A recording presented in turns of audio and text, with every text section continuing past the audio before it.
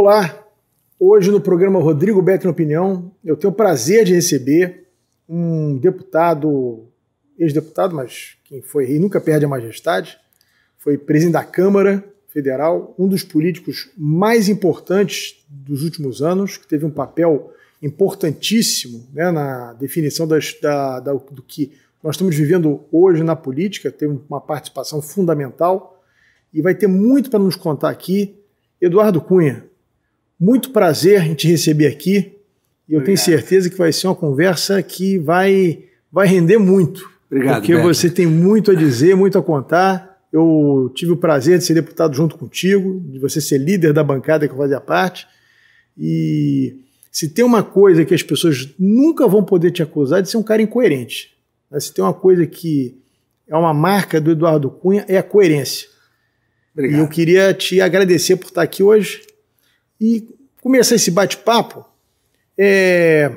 te fazendo uma pergunta que eu acho que todo mundo faz para você, mas eu acho que você vai, infelizmente, cansar de responder. Você, se não fosse você, eu acho que isso é uma opinião unânime, nós íamos aturar a Dilma até o final do mandato. Se não fosse a sua coragem de pautar aquele impeachment, que obviamente aquilo teve consequências políticas para você depois. Você se arrepende de ter feito o que você fez? Bom, em primeiro lugar, obrigado pelo convite, pela oportunidade de debater aqui com você. É um prazer enorme revê-lo. Espero que a gente possa ter uma conversa bastante profícua. Eu tenho certeza que será. E dizer, Rodrigo, apesar que você acha, eu também acho, que todo mundo tem a percepção que eu fui o responsável pelo processo de impeachment, por incrível que pareça, você sabe que eu estou em São Paulo agora, não estou no Rio de Janeiro, e sou pré-candidato a voltar à Câmara Federal por São Paulo. E lá eu fiz uma pesquisa, apenas 11% dos paulistanos acham isso, sabem disso. Sabem que fui eu que abri o processo de impeachment. Então 89% ainda não sabem. Então é importante que a gente fale muito para poder eles saberem, porque isso tem uma relevância no processo político. É óbvio que eu não me arrependo de nada. Eu costumo dizer, quando alguém me faz essa pergunta sobre o processo de impeachment da Dilma, eu chego e desafio a fazer a pergunta que muitos deveriam fazer, e que às vezes alguns até por educação, por constrangimento, não fazem. Se você soubesse, me perguntando, que eu fazendo a abertura do processo de impeachment da Dilma, eu ia ter como consequência o que eu tive, se eu mudaria de opinião, não mudaria. Mesmo sabendo que eu ia passar o que eu passei, eu faria exatamente a mesma coisa. Porque, assim, foi uma atitude muito corajosa. Não há dúvida. Não tenho a menor dúvida. E você conta no seu livro, tive a oportunidade já de... Não li todo, mas li alguns trechos. Ele é grande, realmente eu reconheço que ele ficou grande. Mas é um livro que eu acho que todo mundo deve ler. Né? Fazendo aqui uma propaganda aqui do seu livro. Tchau, querida, Diário do Impeachment. Todo mundo tem que ler. É assim, uma parte da história do Brasil que vai ser... Certamente será contada em várias salas de aula, vai ser sempre algo que vai... não vai sair mais do imaginário popular. Né? Quando escrevi esse livro, quer dizer, na realidade eu pretendia escrever esse livro logo em seguida ao impeachment, né? Exatamente no momento que eu tive o mandato cassado, eu ia escrever, até anunciei isso naquele momento que eu escrevi o livro. Infelizmente, com aquele absurdo que foi praticado pelo aquele juiz ladrão Sérgio Moro contra mim, eu acabei ficando impedido de escrever o livro. Depois eu pude escrever esse livro e levei 8 meses praticamente trabalhando às 24 horas por dia, os 7 dias da semana, para poder escrever essas 808 páginas do Tchau, Querida. E qual foi a diferença? Pelo distanciamento do tempo, não adiantava eu abordar só os aspectos factuais do processo de impeachment. Eu quis fazer exatamente essa impressão que você está tendo, transformar num compêndio de história. Para isso eu trouxe o livro desde a proclamação da República, todas as eleições presidenciais, o Estado Novo, a ditadura militar, o fim da ditadura, a Constituinte de 88, todas as eleições que nós tivemos nesse período todo, inclusive a eleição do Collor. A lei do impeachment, para quem não sabe, ela foi feita em 1950, de 1950. Ela foi recepcionada depois da Constituição de 88, em grande parte dela. E ela foi usada primeiramente em 1954 no impeachment do Getúlio Vargas, que não prosseguiu na Câmara dos Deputados. Depois foi usada no Collor e foi usada na Dilma. Então eu trago todo esse comparativo e mais, eu trago o impeachment do Collor, que Por incrível que pareça, o impeachment do Collor foi um verdadeiro absurdo do ponto de vista institucional. Não tinha crime nenhum de responsabilidade do Collor. O Collor foi caçado por uma Fiat Elba, que no máximo, se aquela Fiat Elba fosse verdade aquilo que foi colocado, seria provavelmente uma ação penal, que por acaso ele foi absolvido depois no Supremo. Essa ação penal, ela como é o fato anterior ao mandato dele, teria que ser sobrestada até o fim do mandato. Então o Collor foi caçado pela opinião pública, ele não foi caçado efetivamente por nenhum crime de responsabilidade. Já a Dilma não. E isso eu deixo muito claro no livro. Eu só aceitei a abertura do processo impeachment quando teve comprovado que ela praticou um crime de responsabilidade no segundo mandato. Porque no primeiro mandato ela tinha praticado, e muitos tentaram as chamadas pedaladas fiscais. Muita gente, Rodrigo, pensa que a Dilma foi caçada pela pedalada fiscal. Não foi, não. A pedalada fiscal ela praticou em 2014. O que é a pedalada fiscal? Ela pagava despesa pública que deveria ser do orçamento da União através dos bancos públicos. Por exemplo, Bolsa Família era pago pela Caixa, o crédito agrícola era pago pelo Banco do Brasil, e ela constituía um crédito dos bancos para a União. Ela fazia uma espécie de um cheque especial nesses bancos. Isso, exatamente. Que é vedado pela Lei de Responsabilidade Fiscal. Só que ela pegou a campanha dela de 2014 de reeleição, ela praticou um estelionato eleitoral ali com a população e foi por isso foi o grande problema dela. Ela ganhou a eleição com esse estelionato eleitoral, prometendo coisa que ela sabia que não poderia cumprir na economia e teve que dar um cavalo de pau no início de 2015. Entre os cavalos de pau que ela deu, ela pagou as pedaladas fiscais. E isso mudou o superávit que ia ter nas contas públicas de 2015 para virar um grande déficit. Só que o orçamento foi aprovado com superávit. Aí ela propôs uma mudança da meta fiscal do ano de 2015. Até aí tudo bem, está no jogo. Só que antes que essa mudança da meta fiscal fosse aprovada pelo Congresso, ela editou decretos de execução orçamentária como se a meta tivesse já sido aprovada pelo Congresso. Ou seja, ela autorizou despesa sem autorização legislativa. E isso é crime de responsabilidade fiscal. Carroça na frente dos bois. Foi por isso que eu aceitei o processo impeachment. Muita gente não sabe, então é importante a gente esclarecer. As pessoas acham, não, a Dilma foi empichada porque ela estocava vento, né? Tem de tudo na vida. Teve gente que entrou com impeachment de pedalada mental, né? Dizer que estocava vento, essas coisas todas. Não, é maravilhoso. As frases dela dão outro. Já ouvi na internet.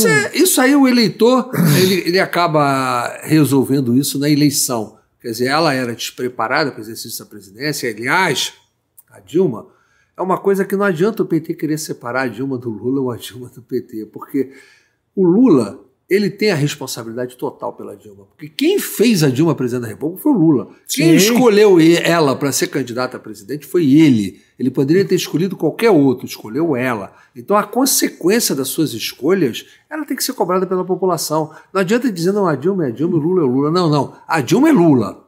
O Lula é Dilma, não dá para ser diferente. Então a Dilma é responsabilidade do Lula. A Dilma é responsabilidade do PT. Não adianta dizer, não, a Dilma errou. Errou sim, que errou foi o Lula que escolheu ela. E foi ministra durante todos os 2 chefe governos da Casa Civil dele. Ela era a pessoa que mandava, que inventou, era a mãe do PAC e não sei o quê, criou aquela coisa, que era mulher competente. A gente viu a competência dela no exercício efetivo da função de presidente da República. Realmente aquilo ali foi um desastre, impressionante. Foi esse desastre, ele não poderia acabar, só poderia acabar de 2 maneiras, ou pelo eleitor que ia retirá-la do poder, ou se ela tivesse cometido um crime, o Congresso atirou efetivamente por voto de 2/3. Eu autorizei, se eu não tivesse praticado aquele ato, que aliás, eu conto isso no livro, eles são tão errados na política, que na prática eu ia rejeitar o pedido de impeachment, ia apreciar um recurso para ser votado em plenário, para que a minha decisão de aceitar ela fosse, de uma certa forma, transferida para a maioria da casa. Porque eu acho errado isso também, Rodrigo. Eu acho que não dá para deixar o poder monocrático de aceitar uma abertura de processo de impeachment na mão de uma única pessoa, que é o presidente da Câmara. Então, isso é um erro. Nós devemos consertar isso na legislação. Então, mas como é o que previa na legislação, caberia a mim fazer ou não. Então, eu optei o seguinte, eu vou rejeitar, vocês apresentem um recurso, e eu vou levar o recurso a voto. Se a maioria da casa assim o quiser, está resolvido o problema. Só que o PT, erradamente, entrou com 2 ações do Supremo Tribunal Federal contra mim e obteve 2 liminares, uma do Teoriza Vaz contra a da Rosa Weber, que eu não poderia levar o recurso ao plenário, que eu tinha que aceitar ou rejeitar. Então não me restou outra alternativa. Eu não ia rejeitar sem possibilidade de ter recurso. Então eu falei, bom, o PT está me obrigando a aceitar, então eu vou aceitar.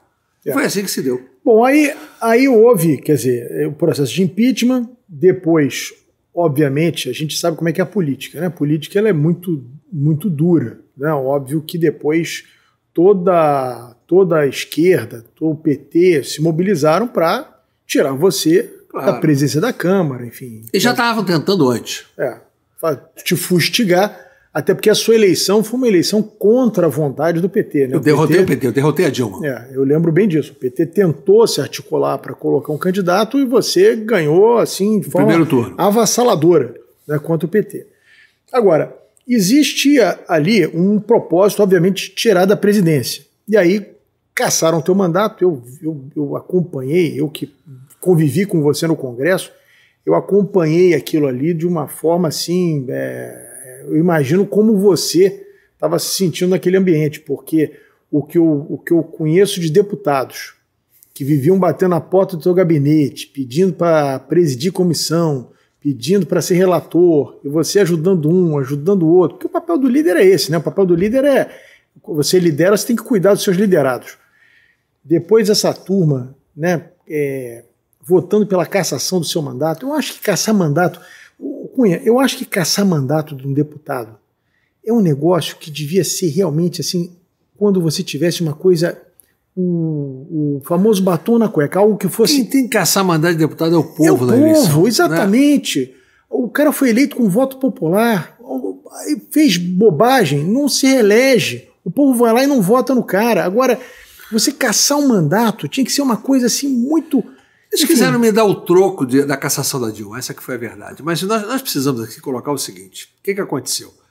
Depois que eu aceitei a abertura do processo de impeachment contra a Dilma, o seu preposto na Procuradoria-Geral da República, aquele procurador-geral, que depois se autoconfessou como tentativa de assassinato ao Gilmar Mendes, que era o Rodrigo Janot, que aliás era um cara tão engraçado que ele confessou que ia assassinar o ministro Gilmar Mendes. Só que no dia que ele disse que ia assassinar o ministro Gilmar Mendes, ele não estava na Brasília, ele estava em Belo Horizonte, isso tinha um avião da FAB provando. Então ele inventava crime até para ele. Então se ele inventava crime para ele, ele tinha que inventar para os outros também. Mas ele era uma linha auxiliar do PT, colocada ali naquele momento, e ele tinha, na medida, foi muito engraçado, porque houve contestação sobre a abertura do processo de impeachment, inclusive suspenderam uma votação da comissão especial e foi julgado no plenário do Supremo uma semana depois. Isso em dezembro. Eu relato esse detalhe tudo no livro, as pessoas podem não se lembrar, foi 16 de dezembro, foi julgado, de 2015. Nesse mesmo dia, ele entrou com um pedido de afastamento meu da presidência da Câmara, sobre coisas as mais absurdas possíveis. E ficou aquela pressão, tinha o impeachment por um lado e tinha o afastamento do cargo meu colocado. E não julgava o meu afastamento. Aí o que aconteceu? Quando houve o processo de impeachment, depois que eu autorizei e que foi votado a abertura em 17 de abril, o deputado do PSB aqui do Rio de Janeiro, meu desafeto, todo mundo sabe quem é, ele simplesmente entrou com os advogados do escritório do ministro Barroso, com um pedido de afastamento meu da presidência da Câmara, sob o argumento que eu sendo réu, estava na linha de sucessão, porque eu seria o vice-presidente da República, a Dilma estava afastada, e por isso eu teria que ser afastado da presidência da Câmara. Aí entrou numa terça-feira, no dia 3 de maio, ele entrou com esse pedido à tarde e foi pautado para o plenário do Supremo em 48 horas sem o relator pedir. O relator nem tinha lido o processo ainda, foi designado pelo ministro Marco Aurélio, seu relator, e nem tinha lido, já pautaram no plenário. Aí o Teori Zavascki detinha o pedido de afastamento feito pelo Procurador-Geral da República 6 meses antes.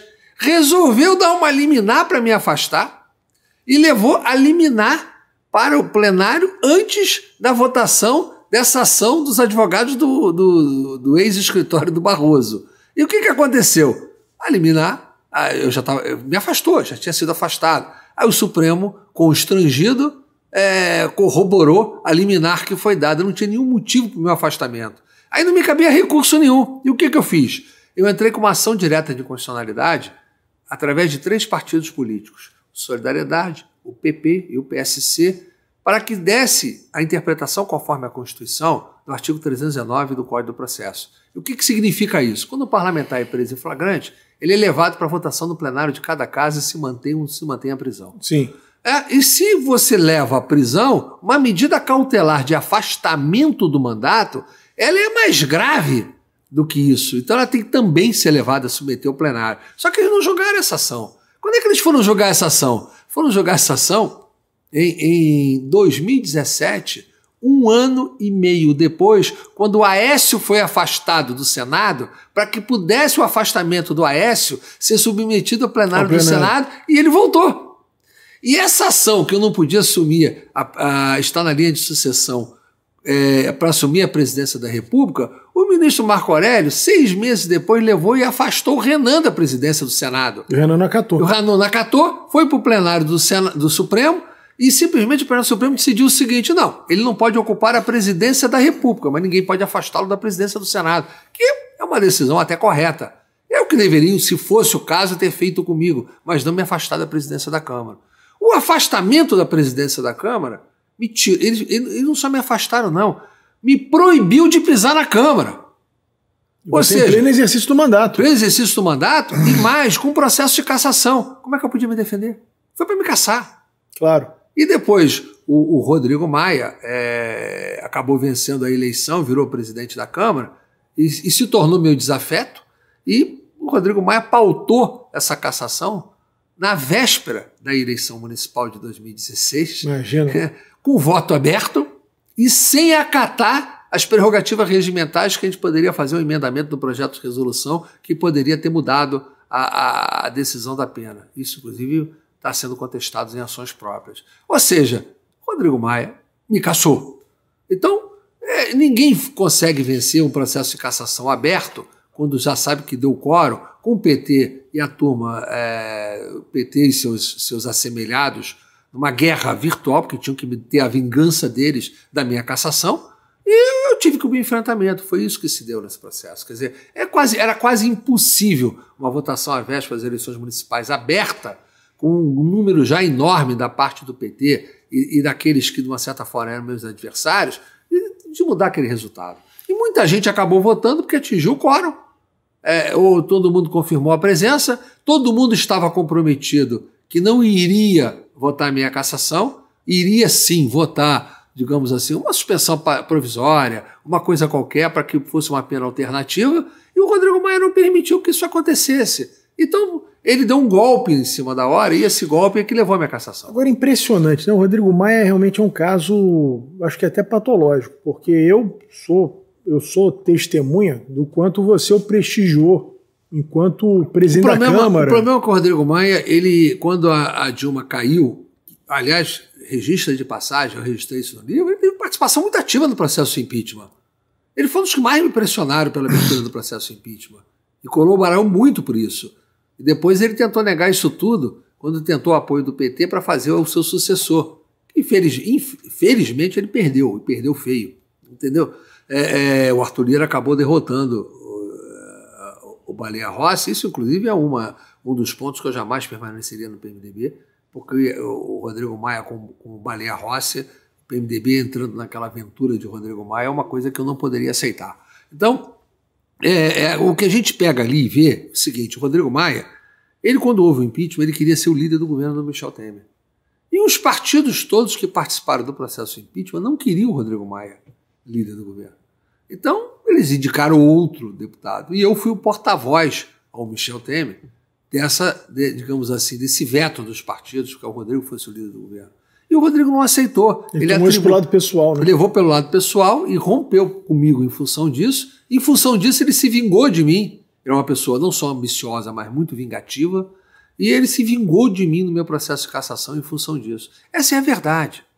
O Rodrigo Maia ficava pegando carona toda vez que eu ia e voltava do Rio de Janeiro para Brasília nos aviões da FAB. Ele vivia, era o caroneiro do avião da FAB. Sou testemunha, quanto então, você o ajudou. Sim, eu não entro nem no método de ajudei, mas enfim, isso é um detalhe à parte. Ele foi desleal comigo, sim. Ele foi desleal. Ele é desleal. Ele é uma pessoa, o caráter do Rodrigo Maia é duvidoso. Então, a gente não pode deixar de registrar isso. Tem mais algum deputado que você tenha ficado muito magoado nesse processo de cassação? Porque eu vi tantos ali que me surpreenderam, sinceramente. Alguns me surpreenderam positivamente, poucos, né, que foram até te defender ali. Não, eu diria o seguinte, eu prefiro registrar os positivos, né? Ao invés de registrar. Eu lamentei 2 ou 3 deputados que passaram a madrugada anterior comigo discutindo a situação e na hora não resistiram e votaram a favor. Aguinaldo Ribeiro, Rogério Rosso, e uns deputados que realmente não podiam passar a madrugada ali fazendo pressão em cima do Rodrigo Maia e para que ele aceitasse a situação e eu não votasse aquele dia e efetivamente depois na hora não aguentaram a pressão e votaram a favor. Esses são de caráter duvidoso, mas eu prefiro realçar os positivos, né? Aqueles que tiveram um processo de correção que merecem, porque na vida, como você falou, o mais importante de tudo é a coerência. Eu não vi deputado que ficou do meu lado ter um prejuízo eleitoral. Eu vi aqueles que ficaram contra mim, alguns deles não voltarem mais. Perderam a eleição. Isso eu vi. O que mostra que mais do que qualquer posicionamento contra ou a favor é a coerência. Sim. Quem não tem coerência, efetivamente, o eleitor acaba cobrando. O eleitor reconhece o seguinte, não, eu posso até discordar desse cara, mas esse cara é coerente. Há uma máxima na política que não falha, que a política adora a traição, odeia o traidor. Eu odeio o traidor, exatamente. Isso aí é uma coisa conhecida. Não tem jeito. Mas eu registro o Carlos Marum, que realmente... Esse foi muito firme, né?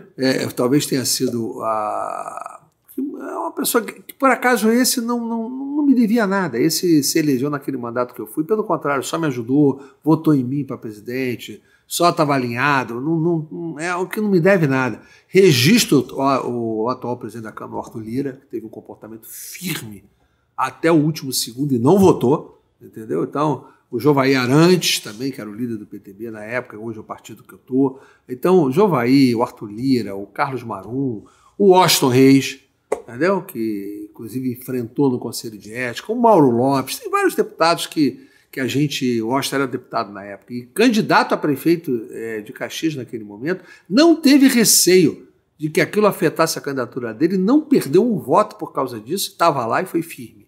Firme, inclusive, no Conselho de Ética. Então, são pessoas que você não pode deixar... Tinha todas as desculpas do mundo para pular fora. Mas não usou. O Fernando Jordão também estava disputando a prefeitura de Angra naquele momento. Então, eu tenho vários registros positivos, né? Porque muitos não compareceram a mesma coisa que votar comigo. Era igual o voto favorável a não comparecer. Então, a gente até combinava, não comparece não, vai embora, fica aí.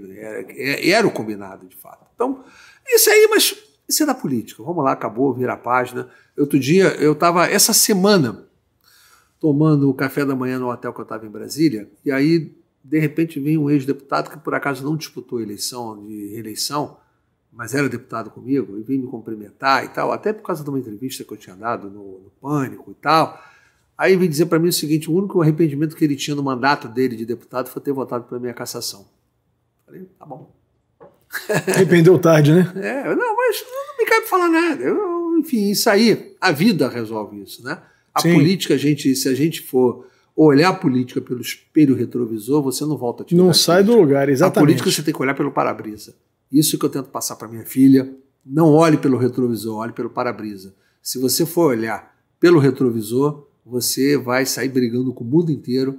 Você não pode cobrar a mesma coerência que você tem de outras pessoas. Você tem que ser coerente. Se os outros não são, quem vai julgar isso é o eleitor, é a população, é a sociedade. Não sou eu nem você. Você tem toda a razão. Eu também acho que a vida tem que ser assim, né? Se você Sim. ficar se carregando bacalhau, você não sai do lugar. Você não sai do né? lugar. Bom, eu acho que você, assim como eu, fomos vítimas da famosa Lava Jato, que, em nome de combater a corrupção, cometeu uma série de atrocidades, né? Assim, e abanado pela imprensa. Eu acho que houve ali um certo momento que havia um certo conluio, né, assim, do Ministério Público com a imprensa de defenestrar a política, né, tornar a política uma atividade completamente criminosa. Né, eu fui vítima de 2 buscas de apreensão. 2, não foi uma só não. E uma foram na minha casa porque eu supostamente era operador da Rio Ônibus na Prefeitura do Rio. Detalhe, o prefeito era meu inimigo público. Como é que alguma atividade econômica vai contratar alguém que não fala com o prefeito, que é inimigo do prefeito. Esses caras foram na minha casa, uma operação, pareceu que iam prender um monte de traficantes, helicóptero, 3 viaturas, fuzil, não sei o quê. E depois, 2 dias depois, aparece um advogado no meu escritório, esse que agora ficou famoso depois, que o Natanael, sei lá, esqueci até o nome dele agora, o que, segundo consta, delatou o juiz Bretas. Esse cara apareceu 2 dias depois no meu escritório dizendo: você faz o seguinte, você vai preso em 1 mês. Se você fizer uma delação, você não vai preso. Eles, na verdade, queriam que eu entregasse coisas do Eduardo Paes. No fundo era isso. Eles me pressionaram para isso. E eu acho que na vida é o seguinte, eu não tenho mais nenhuma relação com o Eduardo Paes há muitos anos. Mas eu acho o seguinte, o que você sabe, o que você ouve na confidência de uma pessoa, de uma relação mais próxima que você tem, isso tem que morrer com você. Você não pode usar isso amanhã para você se livrar de possíveis crimes que você tenha cometido. Mas o que eu queria te perguntar é o seguinte, nós vivemos um período da Lava Jato em que o Judiciário e o Ministério Público, em nome de combater o mal, fizeram as maiores atrocidades do mundo, né? Ou seja, combater o mal com o mal. Você não acha que o Supremo está cometendo um pouco o mesmo erro? Deixa eu te falar, Rodrigo, eu acho que a coisa é um pouquinho mais complexa do que isso. Não é só com essa simplicidade que você está colocando, não. É claro que quem sofre, como você sofreu, só quem sofre sabe aquilo que sofre. E, obviamente, sem qualquer tipo de comparação, ninguém sofreu mais do que eu sofri. Sim. Eu fui vítima e fui obrigado a me submeter a todo o circo que foi montado, que era montado dessa Operação Lava Jato. O que acontece? Aquilo não era simplesmente um conluio do Ministério Público, aquilo era uma organização política. Uma organização política que tinha um chefe que era o Moro. Uma organização política tão criminosa quanto os crimes que eles queriam imputar a terceiros. Quem tem a possibilidade de olhar a Vaza Jato, e eu tenho acesso a mais fatos da própria Vaza Jato hoje, por causa dos acessos processuais que eu estou tendo pelos meus advogados, muito pouca coisa ainda saiu do que poderia ou pode sair. Tem coisa muito pior ali. Muito pior, mas muito pior. Com relação a mim, especificamente, eu diria a você que são coisas absurdas. O que aconteceu? Você tinha uma organização política comandada pelo Moro que tinha um único objetivo, era a criminalização da política e a ascensão deles ao poder. E isso é uma coisa que o fato em si, ele corrobora tudo, porque o Moro é candidato a presidente da República, não está sendo porque ele é tão burro na política, tão enviesado na política, que ele morreu pela... Eu costumo dizer ali, eu escrevi sobre isso, o Moro voltou à cena do seu próprio crime e foi morto nela, porque ele entrou na política e foi morto pela política, que ele queria criminalizar. Então ele morreu na cena do seu próprio crime. Agora virou, quando muito, a Greta Garbo, que acabou no Irajá. Quando muito, vai virar assessor do Bivar. Então é exatamente essa a situação do Moro. Mas o Moro, com a sua organização política, que ele havia anunciado previamente, em um artigo na Folha de São Paulo em 2011, quando ele dizia como é que nós tínhamos que montar uma operação mãos limpas no Brasil, e que você tinha que ter a mídia cooptada, você tinha que ir para o processo das delações. Eles montaram uma indústria de delação no Brasil. Você prendia as pessoas, era um sequestro. O resgate era a delação. Ou você pensa que não me ofertaram delação para sair da cadeia? Não tem a menor dúvida disso. Então, e o que aconteceu? E plantavam nota no jornal dizendo que você ia fazer delação. Não, a coisa é muito simples para poder explicar. Eu não tenho o menor problema de abordar esse ponto. Eu fui preso, obviamente que depois da cassação do meu mandato, não tinha dúvida nenhuma que o Moro não ia perder a oportunidade de me prender, porque ele queria dizer que era imparcial, porque ele tinha o PT, ele dizia isso em entrevista pública, mas ao mesmo tempo eu tenho o maior adversário do PT aqui. Eu era a prova da imparcialidade dele. Porque o Moro estava no processo de criminalização da política e tinha que criminalizar o PT. Claro que tinha. Era o partido do comandava, era o partido do poder. Então, mas ele, para poder parecer honesto, ele tinha que criminalizar todo o segmento da política, embora ele poupou o PSDB naquele momento, porque era alternativa, mas o maior adversário do PT era eu. E ele dizia isso em entrevista. Aquilo lá, quem passou pelo Paraná, era um circo. A gente era submetido às coisas mais absurdas que você pode imaginar. Você, advogado, não podia falar com você, a não ser por telefone gravado. Você era sujeito a visitações públicas das pessoas que iam ver lá para visitar e me olhar. Era isso que acontecia, era uma peça de... Era um jardim zoológico. Um jardim zoológico, exatamente isso. Então, ele comandava desde o agente da entrada do presídio ao agente da polícia que te carregava, ele controlava tudo, era uma organização aquilo ali. Aquele Ministério Público atuava em consonância com ele. Está lá muito claro, no dia que me prendeu, ele dá ordem para não pegarem meu telefone, para deixar meu telefone. Por quê?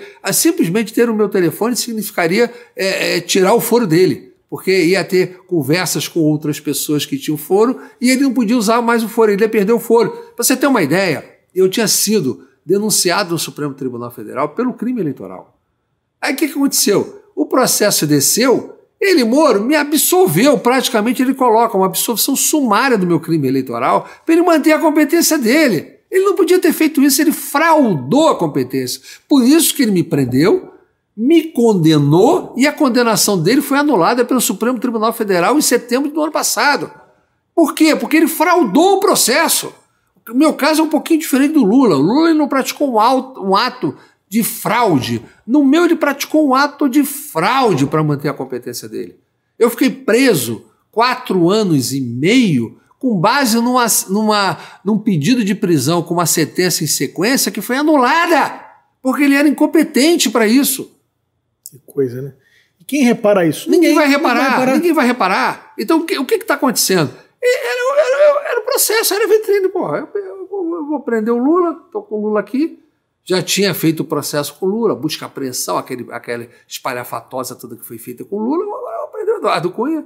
Pronto, agora eu estou com os dois aqui. Então tá bom. Aí ficava o Lula na Polícia Federal e eu no outro local. Eram os dois circos que o Moro montou lá. E o Moro, inclusive, ele, na minha opinião, ele cometeu ele quebrou as empresas brasileiras. Ele tirou os mercados das empresas brasileiras no exterior.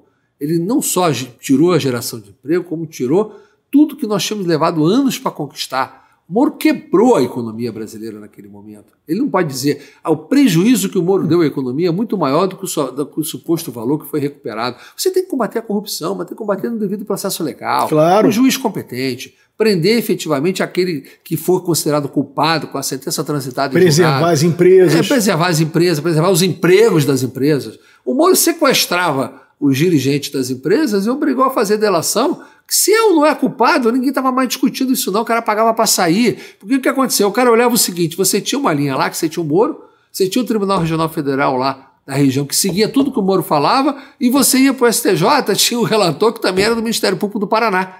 Então era uma linha que nada iria mudar. Nada iria mudar. Então, e mesmo que não tivesse, o bombardeio era tão forte que as pessoas não tinham coragem. Mas é um pouquinho mais grave. O Supremo cometeu um erro naquele momento quando mudou o entendimento e permitiu a prisão após segunda instância, que depois foi revogada quando o Lula acabou sendo solto.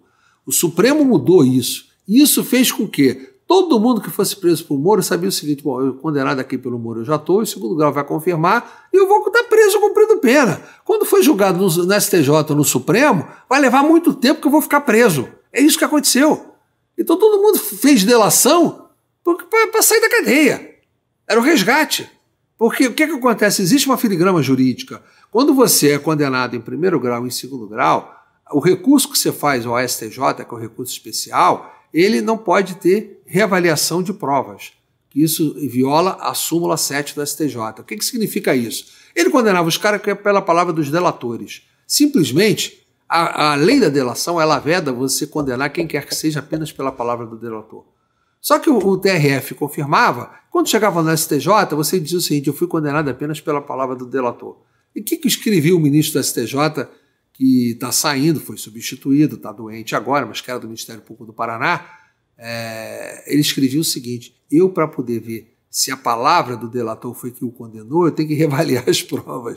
E isso é proibido pela súmula 7. Então o STJ não reavaliava, só mudava por matéria de direito. Por que acabou a Lava Jato? Porque foi uma matéria de direito, que foi a competência eleitoral superar as outras competências. Não foi justamente pelo fato dos absurdos das delações. Sim. Porque não cabe ao STJ reavaliar a prova. E tampouco o Supremo, que só pode adentrar na violação de direito em função das prerrogativas constitucionais que você tem da ampla defesa. Então, o que aconteceu, aí tentando responder a tua pergunta, o Supremo naquele momento, foi no início covarde, porque quando começou a Lava Jato, o Teori soltou o diretor da Petrobras, que havia sido preso daquela forma, e depois o Moro fez uma carta dizendo que ele estava soltando os traficantes que estavam lá. E aí o ministro do Supremo, que já faleceu, então a gente não adianta falar, porque ele não vai estar aqui para poder responder, o Teori Zavascki, voltou atrás. E aí o Moro prendeu de novo o Paulo Roberto, que era o diretor da Petrobras. E aí pronto, se submeteu àquilo ali. Então, a partir daí, o Supremo se curvou. Eu me lembro bem que, em um determinado momento, eu, presidente da Câmara, eu conversei com o ministro do Supremo, falei, do jeito que vocês estão indo, vão botar uma salinha do lado do Moro, lá no Paraná. O Supremo vai se restringir a uma sala ao lado. Hoje o Supremo mudou essa convicção. Hoje o Supremo está agindo diferente. E o Supremo tem essas coisas. Eu, por exemplo, esse meu afastamento que foi me dado da presidência da Câmara pelo Supremo, absurdo, ilegal, que eu contestei, que eu não tinha a quem recorrer, o mesmo Supremo que me afastou foi o mesmo que anulou a minha condenação. Então, quer dizer, exatamente. É uma evolução. Ah, você pagou um preço? Paguei o preço. Não tem jeito, isso não vai voltar mais atrás. Mas é o mesmo Supremo. Então, eu diria que o Supremo está, sobre esse aspecto, hoje mudando favoravelmente a que coisas absurdas como foram feitos pelo Moro, e que depois, por que era a organização política pelo Moro? E você vai dizer, não, mas eu estava aqui no Rio de Janeiro. Não, mas não é. É que depois que o Moro introduziu isso, você passou a ter filhotes da organização do Moro tentando seguir a mesma linha do Moro. Aqui no Rio, foi o Rio, foi Brasília e Rio Grande do Norte, onde eu sofri. Eu sofri processos em Brasília, que acabou condenado e foi anulado também. Lá não chegou, lá foi o próprio TRF que anulou, não chegou a mais. No Rio Grande do Norte nem chegou a ser julgado. Antes que julgasse pelo juiz de primeiro grau, já foi tudo retirado de lá e mandado para a Justiça Eleitoral. Então, por que Rio Grande do Norte? Porque era a campanha eleitoral do Henrique Eduardo Alves, que era nosso companheiro lá e era o presidente da Câmara, e que depois ele deixou a presidência da Câmara concorrendo ao governo do Rio Grande do Norte, e eu era o líder da bancada. Então eu fui processado por isso, lá, pela campanha eleitoral do Henrique Eduardo Alves. Então é surreal, é surreal. Se você olhar tudo que aconteceu, é um negócio absurdo, absurdo. Isso aí precisa de uns 10 livros para explicar isso tudo, mas o Moro não pode passar impune por isso. Ele tem que ser execrado na sociedade, tem que ser mostrado os absurdos que ele cometeu, para evitar que outros absurdos como esses aconteçam. No Rio de Janeiro, praticamente da operação, quase todas já saíram da competência do juiz aqui, que também utilizou de mecanismos para manter a competência dele. Então, isso já foi praticamente retirado, quase todas as ações dele. Eu estou te contando uma coisa que aconteceu comigo. Eu tomei uma busca e apreensão 2 dias depois. 2 dias, não foi uma semana nem um mês. 2 dias depois foi um advogado que depois virou um superstar da Lava Jato aqui no Rio e agora me parece que virou delator. Ele apareceu no meu escritório dizendo que se eu não fizesse uma delação eu ia preso em um mês. Agora, era o resgate, né? O resgate do sequestro que eles promoviam.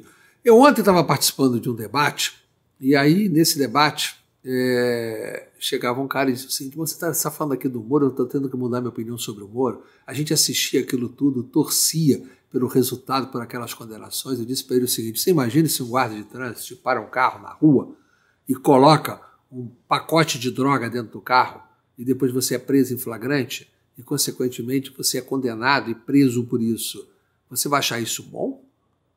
Essas coisas que você torcer pela condenação, porque a mídia o coloca, mostra que você tem que entender que isso tem que corresponder ao devido processo legal e tem que ser correto, porque hoje a vítima é o cara que você está torcendo, amanhã a vítima pode ser você. Sim, e se fazem com você, que era o presidente da Câmara... Imagina que não vão fazer com um cidadão comum. Fazer com um cidadão anônimo. Claro, isso cara que está andando com as pessoas. Por exemplo, eu queria falar um pouquinho sobre o Supremo. Por quê? Nós estamos vivendo hoje um empate enorme do presidente com o Supremo, muito em virtude, principalmente, de um inquérito das fake news. Inventaram o inquérito das fake news.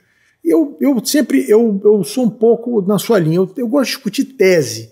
No Brasil, o mensageiro ficou mais importante que a mensagem. Então você não discute mais tese.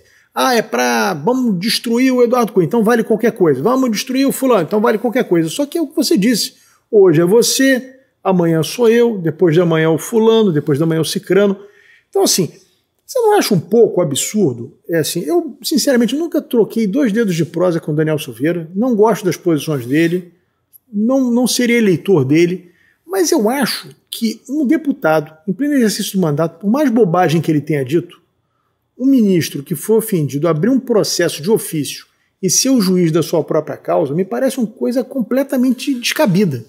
Olha, eu tenho tido a oportunidade de comentar tudo isso, que é obviamente que esses assuntos são todos colocados em todos os debates que eu participo. Eu acho que o caso do Daniel Silveira, o mais grave de tudo foi a Câmara dos Deputados ter mantido a prisão dele quando foi efetuada. Porque aquela prisão em flagrante, ou ser enquadrada como uma prisão em flagrante, e a Câmara se submeter e não revogá-la, que ela tinha essa prerrogativa, talvez tenha sido o grande erro do processo. Porque se a Câmara tivesse revogado, não teria acontecido nada. O problema é que a Câmara manteve. Sim. Se a Câmara manteve, você politicamente você deu a justificativa para tudo que estava acontecendo e tudo que poderia acontecer. Então, na minha opinião, e aí talvez o próprio governo tenha errado, que não tenha colocado a sua maioria para impedir que aquela prisão essa continuasse. atrocidade. Era o poder da Câmara. O Supremo executou o mandado de prisão e caberia à Câmara mantê-la. Tinha essa prerrogativa. Por que a Câmara não manteve? Então, o grande erro, na minha opinião, vem esse. Agora, eu acho que nós estamos vivendo um processo hoje, Rodrigo, que é um pouco mais grave do que simplesmente eu entrar e dizer para você, não, o inquérito é errado, a decisão contra o Daniel Silveira é errada, a decisão que teve contra mim foi errada, a decisão que teve contra, por exemplo, não permitir que o nomeado presidente da República assuma o ministério. Isso aconteceu, por exemplo, não vou nem falar do governo Bolsonaro, não. Vou falar, por exemplo, a Cristiane Brasil ser nomeada ministra do Trabalho pelo Michel Temer e simplesmente a Carmen Lúcia impedir a posse porque diz que tinha ação trabalhista contra ela. Aquilo foi surreal. Surreal. Não existe exemplo mais absurdo do que isso. Troço. Então, primeiro, nós temos que discutir os ministros monocraticamente poderem fazer o que fazem. Eu acho que nós estamos... Eu estou defendendo, inclusive, a tese da gente ter uma nova Constituição. Porque o que está acontecendo? A Constituição ela pressa que você tem que ter os poderes harmônicos e independentes. Eles não estão nem harmônicos nem independentes. E nem independentes. Tá? Você, quem conhece Brasília, sabe que a Praça dos Três Poderes ela foi feita de modo que você tem o Congresso no centro e o Poder Judiciário e o Executivo de cada lado do Congresso ao centro. Hoje, está na hora de você trocar, passar o Congresso para o lado e passar o Judiciário para o centro. O que está acontecendo é uma interferência do Poder Judiciário em todas as instâncias. Não é só na instância do maior tribunal, que é o Supremo. É de todas as instâncias, em todas as prerrogativas dos outros poderes. E isso se dá, estão legislando. Um exemplo clássico que eu falo sempre. O Barroso, no habeas corpus, para a soltura de uma pessoa que praticou aborto ilegal, ele simplesmente resolveu, no voto dele, liberar o aborto até 3 meses de gestação. Quer dizer, ele resolveu legislar. Entendeu? É impressionante. Então, isso aí, tem vários exemplos desse. Felizmente, essa tese do Barroso acabou não prevalecendo no acordo. Senão o Supremo já tinha legalizado o aborto no Brasil até 3 meses de tempo de gestação. Então, a gente tem exemplos clássicos. Por exemplo, o juiz de garantias que foi aprovado pelo Congresso Nacional tem 2 anos que uma decisão monocrática do Fux suspendeu, ele não leva para o plenário para votar. Então, isso é uma afronta ao Congresso. Você não pode. A Constituição brasileira de 1934 tinha um artigo que dizia que o Supremo não podia entrar em decisão política. A Corte Italiana, que nós gostamos muito de seguir, ela também preza que você não pode entrar em política. Quando foi discutida casal homoafetivo por ter essa relação na Corte Constitucional Italiana, você sabe o que ela decidiu? Isso é um problema do parlamento, não cabe a nós nos pronunciar. Então, o que acontece é que a democracia, quem tem que decidir a interferência do Poder Judiciário em cima do Poder Executivo. Como é que pode um ministro, monocraticamente, querer derrubar uma política pública de quem foi eleito pelo povo, ou até ditar a política que tem que ser adotada, como aconteceu assim na pandemia de Rodão? Não precisa dizer nada, nós estamos aqui com durante a pandemia, um ministro do Supremo, monocraticamente, restringiu no estado do Rio de Janeiro a polícia de entrar em boa parte do território. Eu não estou alegando se é bom. Estou dizendo que você teve a operação agora, tem que dar satisfação ao Supremo. Que isso? E por que só no Rio de Janeiro? Se ele fizesse alguma decisão geral para o Brasil, mas para o estado do Rio de Janeiro, quer dizer, só no estado do Rio de Janeiro. Foi o mesmo deputado que entrou pedindo o mesmo afastamento, usando os mesmos advogados do ex-escritório do ministro Barroso, só para você saber. Não tem diferença nenhuma dessa ação. O nome é Alessandro Molon. Não tem nenhuma diferença do que aconteceu comigo com os mesmos advogados do escritório do Barroso. Só para você entender, tanto o meu afastamento quanto com relação agora a essa de proibir a operação policial no Rio de Janeiro. Então, o que eu falo é um pouco mais complexo do que um caso específico. Sim. Eu acho que um caso específico é decorrência desse poder que o judiciário ficou, que está acima dos demais poderes. Então nós temos que corrigir isso. Nós temos que colocar que o Supremo trate daquilo que lhe afeta. É bem verdade que nós, políticos, somos o culpado, grande parte também, por essa interferência. Por quê? Eles são provocados. Como você falou aqui, o deputado vai lá e provoca no Supremo para dar uma decisão para não ter operação no morro. O deputado vai lá e provoca quando ele perde uma votação no Congresso. Ela chama para casa. Então ela vai lá buscar o recurso daquilo que ele não consegue obter no Congresso dentro do Supremo. Entendeu? Para mudar aquilo que foi definido. Ele mesmo enfraquece o poder. O governo resolveu comprar a vacina A, ele entra com a medida no Supremo para comprar a B. Entendeu? É mais ou menos assim que a coisa funcionou e está funcionando. O Supremo virou instância recursal do parlamento. Sim. Porque alguns maus parlamentares, alguns que não têm essa preocupação, querem que o judiciário interfira na política. Então tem que registrar também, ao mesmo tempo que eu critico a postura que o Supremo adotou, eu tenho que criticar aqueles eles são provocados. A política se enfraquece. Se enfraquece quando ela provoca. O parlamento ele busca, ele pede para o poder interferir no poder legislativo. Ele pede. Você viu um exemplo hoje que está nos jornais aqui. A Câmara dos Deputados votou um código eleitoral que o Senado não o aprovou para valer para essas eleições agora em 2022. Mas está apreciando ainda. E agora o presidente do Tribunal Superior Eleitoral, Fachin, se dirigiu ao Senado para dizer que aquele código diminui o papel do Tribunal Superior Eleitoral. Maravilha, devia. No qual eu pergunto só existe no Brasil o TSE, não existe igual a Justiça do Trabalho, só que no Brasil que tem. É um custo enorme do TSE, aquele prédio do TSE que foi construído. 9 bilhões por ano. É uma fortuna que 9 bilhões no ano passado que não teve eleição. Para quê?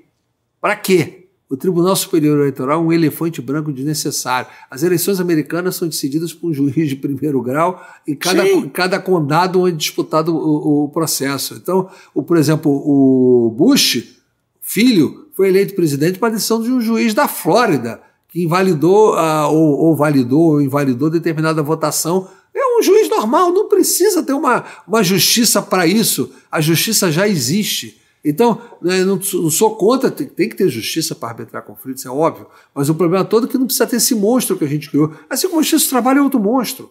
É outro monstro que foi criado desnecessário. Isso é custo Brasil, é custo de produto. A gente discute lá, vem o Lula pregando que vai revogar a reforma trabalhista. Isso aí serve para quê? Para aumentar o custo das empresas, para diminuir o número de empregos. Você vê que nós estamos vivendo um momento que a pandemia fez com que a China parasse de produzir.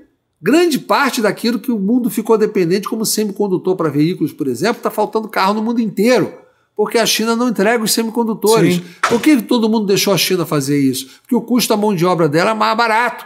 Então, como o custo mais barato, sem todos aquele arcabouço de direitos, porque se fosse produzir no Brasil o semicondutor, ia ficar o dobro do preço da China. Sem dúvida. Agora está todo mundo investindo bilhões para produzir semicondutor, porque ninguém vai ficar dependente da China.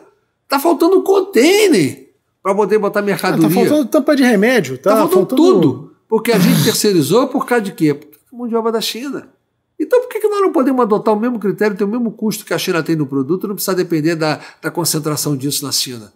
É uma questão até estratégica, para você não ficar dependente dos outros. Então, nós estamos vivendo um processo que a justiça do trabalho, a justiça eleitoral, são caras para a sociedade. Ao mesmo tempo, estamos vendo aqui o Fachin está preocupado que o Código Eleitoral vai tirar o poder do TSE para tirar mesmo. Tá certo, tem que tirar mesmo. Vai acabar. Essa é uma boa economia. Não. Vamos falar um pouquinho de política? Eu gostaria muito de te ouvir a sua análise. Você tem sempre uma análise muito coerente, muito correta, e uma visão muito clara do momento. Né? Eleição está polarizada entre Lula e Bolsonaro. Agora, a terceira via, ainda ficam tentando construir uma maluquice aí. Eu nunca acreditei nisso. Você aposta no Bolsonaro. Você acha que o Bolsonaro será eleito? Eu acho que o Bolsonaro deverá ganhar a eleição. Eu acho o seguinte, eu acho que a eleição está polarizada, ela pode ser resolvida no primeiro turno, até porque a terceira via, eu já falo há muito tempo que não existe terceira via. Você está vivendo um processo que a polarização sempre existiu desde que retornou às eleições diretas. Quando era o Collor candidato, que era uma eleição solteira, o Lula tomou o lugar do Brizola, que era o contraponto. O Brizola morreu a partir daquela eleição eleitoralmente. O Lula tomou. Lula tomou e continuou sendo o lado da política brasileira até hoje. Hoje, vai e volta é Lula, não tem jeito. Daquele lado, nós estamos com 33 anos dentro desse processo. O outro lado, o PSDB, tomou o lugar do Collor depois do impeachment do Collor. E aí, o Bolsonaro, em 2018, tomou o lugar do PSDB. Então, nós estamos aqui, efetivamente, com a mesma polarização que existia desde a eleição de 89. Sim. E não se configurou, a chamada terceira via nunca aconteceu. Nunca aconteceu na história, porque a terceira via, quando ela é forte, ela vira a primeira ou segunda via, jamais ela vira a terceira. Então essa história de terceira via, ela é uma conversa furada, é desejo da mídia, não necessariamente é realidade eleitoral. Como as candidaturas, eu diria que essas terceira via são candidaturas alternativas, né? Como essas candidaturas alternativas estão com desempenho pífio, algumas desistiram, mas na sua maioria ou no seu conjunto pífio, a tendência natural é que haja o chamado voto útil e que acaba o eleitor, cara, vai ser a mesma coisa mesmo, vou ficar discutindo Lula e Bolsonaro aqui, vou resolver logo agora. Então, quem eu vou votar no segundo turno, eu vou votar no primeiro e acabou. Eu acho que isso pode acontecer. Também tem um dado, nenhum presidente da República candidato à reeleição perdeu a eleição. Segundo, nem a Dilma. Nem a Dilma. E segundo, também quem saiu em primeiro lugar no primeiro turno não perdeu o segundo turno. Mas as pesquisas hoje são desfavoráveis ao Bolsonaro. Elas são desfavoráveis ao Bolsonaro. Não acho que era no tamanho que o Datafolha botou. A discrepância foi tão grande, até porque a metodologia do Datafolha é diferente das outras pesquisas. Eventualmente é possível que o Lula ainda nesse momento esteja em primeiro lugar. O Bolsonaro estava em ascensão, a ascensão dele foi contida pelo aumento dos combustíveis. Isso deu um desgaste enorme para ele, esse aumento fora da curva que teve, de 20 e tantos % decorrente da crise que aconteceu da guerra da Ucrânia. E nós, mas ao mesmo tempo, você tem que pensar o seguinte, a eleição, ela voltou à política. E ela na política se resolverá. E na política você vai ter que entender o seguinte, eu quero o PT de volta. A campanha ainda não começou. Eu quero o PT de volta. Não adianta essa história de disfarçar. E isso que a mídia está tentando fazer, porque a mídia, a grande mídia, nós temos um problema. A grande mídia hoje, ela repudia, rejeita o Bolsonaro como nunca aconteceu com nenhum outro governante do país. Eles tiraram o disfarce e são militantes. Eles são militantes contra o Bolsonaro. Não importa quem vai ser o beneficiário, pode até ser o PT o beneficiário. Eles aceitam aturar o PT para não ter o Bolsonaro do que qualquer outra coisa. Eles não queriam o PT também não. Mas como entre o Bolsonaro e o PT, eles já escolheram previamente o PT. Então, essa grande mídia que o Bolsonaro, de uma certa forma, a enfrentou, e enfrentou, não só tirar verba de anúncio, não, enfrentou quando o Bolsonaro estabeleceu uma comunicação com a população independente da intermediação da grande mídia. Essa é a verdade. O Bolsonaro tem uma capacidade de comunicação, criou essa capacidade de comunicação que não precisa do Jornal Nacional. Ele não está se lixando que vai aparecer no Jornal Nacional. Não está nem aí para o Jornal Nacional. Entendeu? Então, e assim Bolsonaro conseguiu e consegue se manter com o Jornal Nacional e todos os outros jornais batendo diuturnamente nele. Nenhum político aguentaria isso. Ninguém aguenta. Então, se o Bolsonaro conseguiu resistir isso tudo no processo eleitoral, que vai ser um processo equânime de aparição, eu não tenho dúvida nenhuma que a decisão política, que aí você vai cair na realidade. Porra, eu não gosto do Bolsonaro. Cara, eu vou aturar o PT? Aí você vai ter a reflexão. Porque eu ando em muitos lugares, né? Eu estou vivendo em São Paulo, mas continuo também no Rio, ando em Brasília, e eu ando bem, mas ando bem em todas as classes. Então, eu vejo o seguinte, o cara fala, Bolsonaro não sei o que, Bolsonaro é isso, Bolsonaro é aquilo. Tá, mas se ficar Bolsonaro Lula, você vota em quem? Cara, no Lula eu não voto não. No PT não dá não. O problema não é nem o Lula, o problema é o PT. O problema é o PT de verdade. Se o Lula não tivesse no PT, talvez pudesse até... Fosse até realmente mais fácil para ele. Fosse mais fácil para ele. Mas no PT, o problema do Lula é o PT. E o Lula nunca teve tão petista como ele está hoje. Ele já está defendendo o aborto, entendeu? Vamos revogar a reforma trabalhista. O Lula se apegou ao PT pela torcida que o PT tem, para não perder a torcida. E, consequentemente, ele hoje, se foi eleito, ele vai ser o mais petista do governo dele. Sim, vai ser o governo mais radical dele. Mais petista, porque os outros não foram tão petistas quanto esse. Será? Poderá ser, né? Mas eu ainda assim acho que a reflexão do processo eleitoral... Porque, veja bem, em 94, nessa altura do campeonato da eleição, o Lula estava quase ganhando o primeiro turno também, do Fernando Henrique Cardoso. O Fernando Henrique ganhou no primeiro turno da eleição. Não tem aí essa história que a eleição esquece. Foi em julho que o Fernando Henrique começou a passar o Lula. Verdade. Entendeu? Então, o processo eleitoral e a campanha agora é mais curta. Antes a campanha era 90 dias, a campanha agora é 45 dias. Então, você tem um aprofundamento, tem que ser mais para perto mesmo. Então, eu, sinceramente, pelo que eu vejo na rua, eu ainda acredito na eleição do Bolsonaro. Bom, vamos falar rapidamente sobre Rio de Janeiro. Claro. Você está em São Paulo, eu sei que você está em São Paulo, você é pré-candidato em São Paulo, mas sua filha é pré-candidata aqui no Rio, a Dani Cunha. Sim. Né, que é uma menina extremamente talentosa. Obrigado. Espero que ela tem as virtudes do pai e não tem os defeitos. Mas assim, ela está apoiando o governador Cláudio Castro. Sim. Você acha que essa eleição é uma barbada para o governador Cláudio Castro, a reeleição do governador Cláudio Castro, ou você acha que vai ser uma eleição difícil? Nenhuma eleição é barbada. Mas o que está acontecendo é um fenômeno que a gente está percebendo que não acontecia antes. O processo político sempre teve uma separação da decisão da candidatura presidencial, da separação das candidaturas dos estados. No entanto, por exemplo, em São Paulo eu estou vendo hoje que a polarização que tem nacional está se refletindo em São Paulo. Hoje eu diria a você que o candidato Bolsonaro em São Paulo deve ganhar a eleição de governador. Eu acho que o PSDB não vai para o segundo turno em São Paulo. Vai disputar o Tarcísio contra o Haddad e qualquer um que enfrentar o Haddad vai ganhar a eleição em São Paulo. Depois de 40 anos, né? Depois de 40 anos. No Rio de Janeiro, se ficar o quadro como está hoje, do Freixo ser o candidato do Lula e do PT aqui, e ao mesmo tempo enfrentar o Cláudio Castro sendo o candidato que está com o Bolsonaro, porque o Cláudio, além de ser o candidato do Bolsonaro no Rio, ele também tem a classe política do Rio com ele. Ou seja, ele tem um ativo duplicado. Ele fez uma ampla coligação, Isso. Né? Então ele tem esse ativo, além de ser o candidato do Bolsonaro e de ocupar os espaços. Então, a nacionalização da candidatura presidencial nos estados, é isso que eu quero dizer, me parece um processo, não diria em todos os estados brasileiros, mas me parece um processo irreversível em alguns estados. E eu diria que São Paulo vai acontecer desse jeito, o Rio me parece também que está indo para esse jeito. Embora o Cláudio, agregado à classe política como ele está, ele será um discurso mais comedido, mas o problema é que ele vai enfrentar o PT, ele vai enfrentar o Freixo, que é o candidato do PT.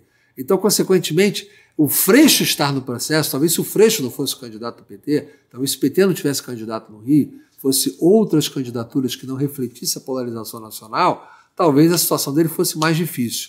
Mas hoje, eu acho que o Cláudio deve ganhar no primeiro turno. Porque eu não vejo a candidatura do Eduardo Paes. A Vera, o Eduardo Paes, no fundo, quer fingir que disputa a eleição, mas sabe que vai perder e quer perder a eleição. Ele não quer um governador que possa se reeleger eleito e ele perder a chance de poder tentar disputar o governo depois. Daqui a 4 anos. Então, na verdade, ele quer perder a eleição, ele só não quer ficar junto. Entendeu? Ele também está muito mal avaliado, né? É difícil ele botar um candidato lá em cima, ele não disputa a eleição. Sim, mas isso no imaginário dele ele acha que pode, mas eu estou dizendo a condição política. Eu acho que ele pode, o candidato dele realmente está mal avaliado na capital do Rio de Janeiro. Ele não está mal avaliado no estado, não, ele está mal avaliado no Rio de Janeiro. Então, claro que ele deve ter um processo político tentando a sua recuperação para a sua possível reeleição, é uma outra coisa, mas isso não se dará agora. Pode até se dar para a reeleição dele, se ele investir, fizer alguma coisa correta. Porque aqui na prefeitura, até agora, na cidade do Rio, a gente só... outro dia eu postei no Twitter, cara, eu não aguento furar 2 pneus em 30 dias de cair em buraco do Eduardo Paes aqui no Rio. É uma situação absurda. Quer dizer, eu acho que a prefeitura, ele promete um monte de coisa, um monte de lugar e não cumpre nada. Então ele prometeu muita coisa na campanha dele que ele não cumpriu, se ele vai cumprir até o fim do mandato dele, um outro problema. Mas eu acho que o Eduardo Paes está muito mal no comando da capital do Rio de Janeiro. O retorno dele agora foi ruim. Então, eu chamo de síndrome do terceiro mandato. Isso acontece com todo mundo, que pode acontecer com o Lula, né? Porque o Lula, se for eleito, pode acontecer exatamente a mesma coisa, será o terceiro mandato dele, né? Que, aliás, um dos grandes problemas que nós temos é a reeleição. A reeleição que o Fernando Henrique criou para o seu benefício próprio talvez seja o grande problema que a gente tem no processo político brasileiro. Ele não só impede as renovações, como faz que o primeiro mandato seja em função da tentativa do segundo. Quando é mais grave, foi feita a reeleição, mas você pode voltar ao cargo depois de 2 mandatos, coisa que nos Estados Unidos, que tem a reeleição, você imagina o Obama voltar a candidato à presidência da República agora. Isso não acontece. Volta. Nos Estados Unidos não tem isso. Não tem, não. É proibido, é vedado pela Constituição. Se acontecesse isso, o Lula não poderia estar disputando, o Eduardo Paz não teria disputado. Então, nós precisamos ter esse tipo de segurar esse processo político até para poder permitir a renovação. Sim. Então, na minha avaliação, voltando à sua pergunta original, é que eu acho que o Cláudio Castro tem tudo para vencer a eleição no primeiro turno, ele já começou a crescer na pesquisa, a dificuldade dele maior era se tornar conhecido, porque ele assumiu o governo no meio do caminho daquele processo conflituoso que existiu aqui no Estado, e ele está se consolidou na política e, ao mesmo tempo, está se consolidando perante a opinião pública com as ações que o governo do Estado está fazendo, que são positivas. A gente que roda muito, a gente vê, nunca o interior teve tão atendido como está hoje. Todos os municípios recebem parte dos recursos do governo estadual. O governo estadual está presente em tudo. É uma busca de pacificação da classe política do Rio de Janeiro, porque o Cláudio Castro ele tem uma vantagem. O grande problema dos governadores do Estado do Rio de Janeiro é que todos queriam ser candidato a presidente da República. Então todo mundo governava pensando não só a reeleição, não, em ser um trampolim para a presidência da República. E isso dificulta muito o processo, porque que foi o mal que aconteceu com Dória em São Paulo. A população está cansada desse negócio, de achar que você elege o cara para um cargo para ser trampolim para outro. Então, você tem que pensar o seguinte, você pediu o voto à população para exercer um mandato, exerça-o na sua plenitude. E depois, na frente, quando acabar o seu mandato, se você fizer por merecer, busque o seu upgrade no que você deseja na sua ambição política. Mas eu não posso exercer um mandato baseado na minha ambição política. E o que acontece no Rio de Janeiro é que os governadores todos só pensavam única e exclusivamente na disputa à presidência da República. E aconteceu que todos que pensaram se acabaram. Vem desde Garotinho, enfim, o Witzel agora, né? Que antes de tomar posse já era candidato a presidente, sucessão do Bolsonaro. Arrumou uma briga com o Bolsonaro no início, de que ele achou que ele que deu voto para o Bolsonaro, quando ele se elegeu nas costas do Bolsonaro. A loucura, eu acho que permeava muitas ações. Mas, enfim, isso é uma página virada da história do Rio de Janeiro, e o Cláudio sucedeu essa página virada. Então, o maior desafio do Cláudio é se tornar conhecido e mostrar que ele era um cara capaz de, nesse momento de crise que o Estado do Rio de Janeiro viveu, ele ser o pacificador do processo político no Estado, e ele está sendo. Então, eu acho que é uma virtude a gente poder reeleger no Estado do Rio de Janeiro o Cláudio Castro, e eu torço por essa reeleição dele. A Dani Cunha está apoiando, o partido dela vai apoiá-la, e eu entendo que é a melhor solução para o Estado do Rio de Janeiro. Bom, Eduardo Cunha, infelizmente, nosso programa está chegando ao final, mas eu queria muito agradecer a sua presença aqui. Sei que você está soberbado, está morando em São Paulo, vem ao Rio uma vez por semana, mas teve um tempinho para vir aqui. Queria muito agradecer a tua presença. Eu que agradeço e estou sempre à oportunidade para debater. Eu acho que a política, quem não debate, não pode estar na política. Então estou sempre presente. Basta você me convidar que eu volto. Bom, eu queria muito agradecer a você que nos acompanhou esse tempo todo, e eu espero que tenha sido muito proveitoso esse programa para você conseguir aprender um pouquinho mais, entender um pouquinho mais da política com o Eduardo Cunha, que foi, sem dúvida nenhuma, um personagem muito importante na política brasileira nos últimos anos. Muito obrigado.